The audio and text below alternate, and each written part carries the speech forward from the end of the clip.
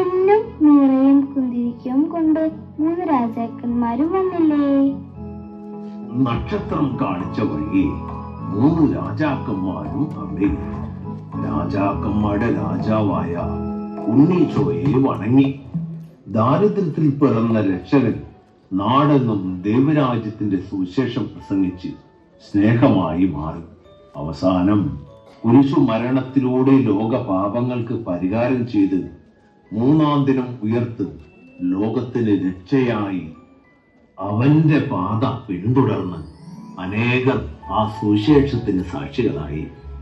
അവന്റെ പ്രിയ ശിഷ്യനായ വിശുദ്ധ തോമസ് ലീഗ ഇവിടെ നമ്മുടെ കേരളത്തിൽ വന്ന് സുവിശേഷം അറിയിച്ച് നമ്മെ ദൈവമക്കളാക്കി.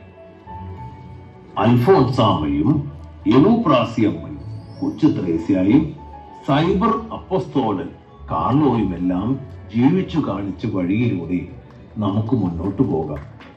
ജീവിതത്തിലെ ഏത് പ്രതിസന്ധികളിലും തളരാതെ ഈശോ സാക്ഷ്യം വഹിക്കാം.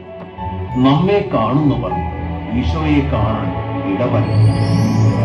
വാ മക്കളെ, നമുക്ക് പോകാം.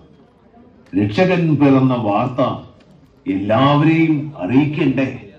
ലോകം മുഴുവൻ ആനന്ദിക്കട്ടെ, ആഘോഷിക്കട്ടെ.